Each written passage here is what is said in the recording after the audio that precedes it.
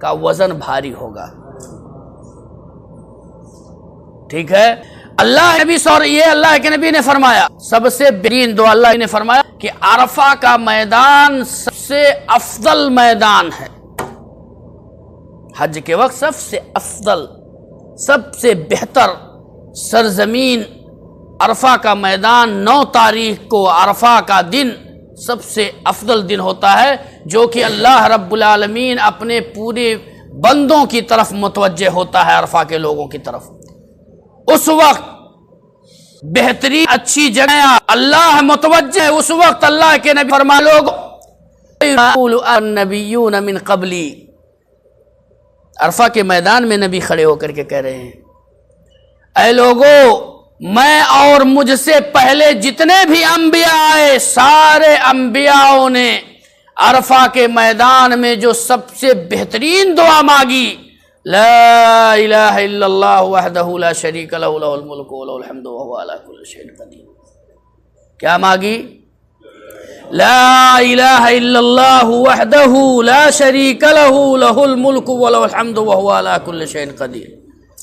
اسی لیے اللہ کے نبی صلی اللہ علیہ وسلم عرفہ کے میدان میں اور خانہ کعبہ صفا مروہ پر اللہ کے نبی صلی اللہ علیہ وسلم نے اس دعا کی، دعائے توحید کو اللہ کے نبی صلی اللہ علیہ وسلم نے نہیں چھوڑا.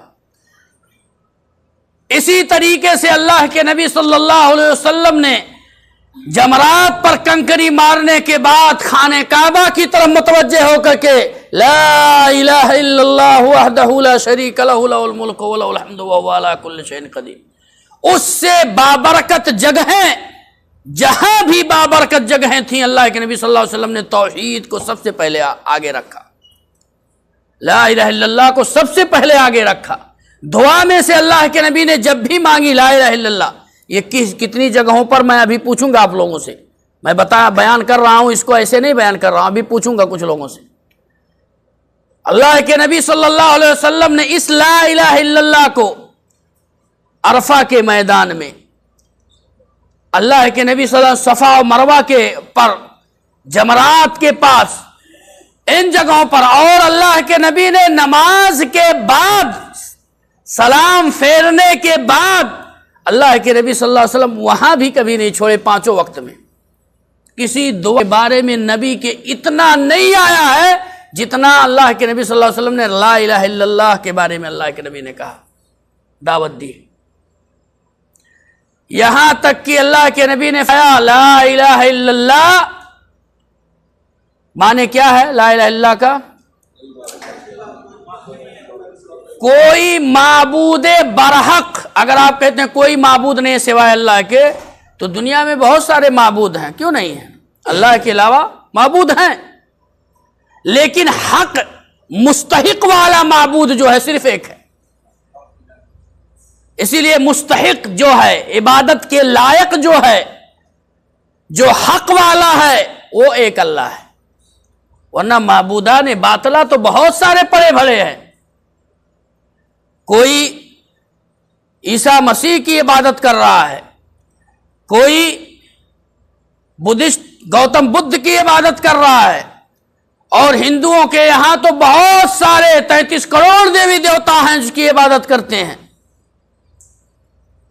تو عبادت لوگ کرتے ہیں، مسلمانوں میں بھی عبادت کرتے ہیں، اللہ کے در کو بھی اور غیروں کے در کو بھی. تو لیکن حق والا جو ہے، سمیع بصیر جو ہے، حاجات کو پورا کرنے والا جو ہے، صرف ایک اللہ ہے.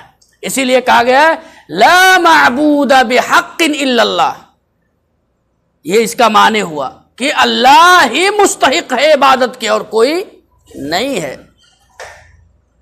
اللہ کے نبی صلی اللہ علیہ وسلم کے صحابہ کرام کو سکھانے کے لیے حدیث جبریل جو پڑھا گیا، یہی کہہ کر کے میں درس بند کروں گا. جبریل علیہ الصلوۃ والسلام کی حدیث کی شرح، اور اس کو ہر وہ آدمی بہت غور سے سنے گا، بہت غور سے سنیے گا. حدیث جبریل، اس کی حکمت اتنی عظیم ہے کہ آپ بتائیے اللہ رب العالمین نے اور احکامات دنیا میں نازل کرتے وقت اللہ رب العالمین نے وقت وقت پر نازل کیا جبریل کے ذریعہ سے، لیکن ارکان اسلام اور ارکان ایمان کو بتانے کے لیے، صحابہ کو سکھانے کے لیے جبریل انسان کی شکل میں نبی صلی اللہ علیہ وسلم کے پاس آ گئے۔ اور وہ حدیث بخاری اور مسلم کی حدیث ہے اور بہت ہی عظیم حدیث ہے۔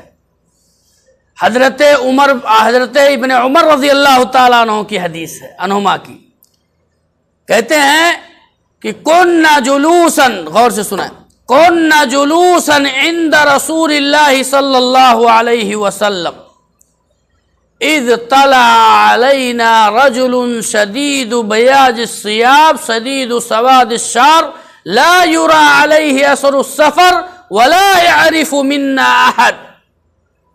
یہ حدیث کے الفاظ